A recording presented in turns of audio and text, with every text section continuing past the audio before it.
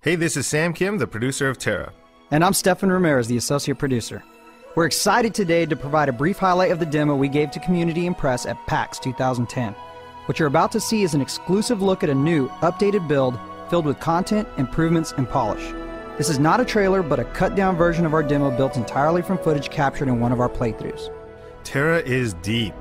It doesn't have a story, it is a story. And progression in TERA isn't just about levels, items, or skills, but about moving the story forward and finding more about the world and your role in it as a player. Which brings us to why we're here today. The Valkyrian Federation has tasked an elite band of warriors to take down Turkasia and her evil band of cultists responsible for countless deaths of Federation citizens. I am Medjai the Priest. This is Atelius the Berserker. Brutus the Lancer. Zane the Archer. And finally, Bartholomew the Slayer, or Bob for short. To recap on the adventure thus far, the Valkyrian Federation called us to investigate any potential threats on the island of Dawn. There we found clues of a secret and dangerous cultist organization leading to the smuggler's hideout. There, the party encountered the Rock Monster, where Brutus protected everyone with his shield. After defeating the Rock Monster, the party found clues of the cultists leading us to the excavation site. The Federation awarded us with mounts and skills plus material for crafting. I chose weapon crafting, Bob chose butterfly gathering. Good job, Bob. And at the excavation site, the party encountered the Guardian, a monster made in the image of Turkasia. The Guardian was tough, and we almost didn't make it. Bob died 4 or 5 times, people were flying all over the place, and even Brutus went down. Luckily, we managed to defeat the Guardian and track the final location of Turkasia, leading us to the cultist Refuge. Our mission? To take out Turkasia. We start things off by joining up with some mercenaries. Their help is welcome, as they'll definitely be necessary for the encounters to come. Our first arena demonstrates how the environment can be just as tough as the enemy.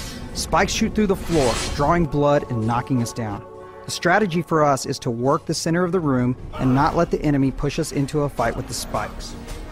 I like how everybody's working together. You're working the center of the room, you're keeping that creature right in the middle, pinned down. This room really separates the men from the boys. The trick is to pay attention to the actions of the monster as well as the party around you. The mages throw energy blasts, and the lancers bash enemies, both of which knock players down, leaving them vulnerable to attacks. Those lancers can do just as much damage as our guys, but they're huge! Look at those shields! The party has to work together and really support each other to make it past this room. This is a classic example of looks can kill. What looks to be a captive woman is actually a high priestess in disguise. She will use a variety of attacks that we need to watch out for. So some of these enemies actually have the ability to knock down the player, leaving them vulnerable to attacks. And there's a knockdown. Her scepter will swirl around with a purple streak right before she blasts ice at you. We need to avoid this and take up position behind her or to the sides to attack while avoiding damage. This is an Argon Army Destroyer. He is a devastating force that will require us to focus on movement, placement, and timing. Yowza, that is a big hit. He has 4 arms, and the first thing that jumps out at you is the giant swords, which he will use to smash us. Notice how that chest is glowing. That actually means the Argon is running low on health and that he's getting more and more desperate with his attacks. He can throw both of those swords down with electricity. We have to avoid this and use our agility to dodge and block often. He also has a tendency to move all over the place. You'll see him drop 2 of his massive arms down, vault himself forward, and slash with his swords all at once. We really need Brutus and Atelius to get in there and keep his attention. With Bob slashing and rolling, and Zane utilizing his charge attacks for lethal damage from range. Medjai has to heal and stay alert during this encounter if we hope to survive. Turkasia is the reason why we're here, and our mission is to avenge our countless fallen comrades. But this encounter won't be easy. Here comes Turkasia. There she comes, she's charging. Jump! Get out of the way! Dodge! Careful, she'll run right through us! Your #1 defense is to move yourself out of the way. It's all about placement and timing.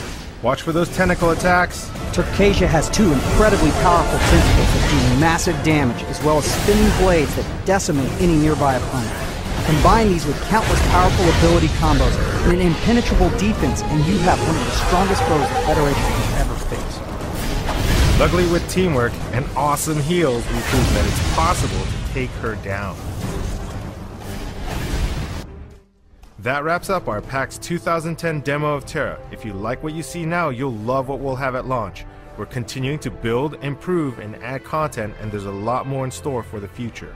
Soon we'll be providing even more depth around things we touched upon today, like story, instance dungeons, crafting, enchanting, mounts, and much more. TERA is coming in 2011, and if you haven't already done so, check out our website, tera-online.com, and join our community for inside info on what's in store.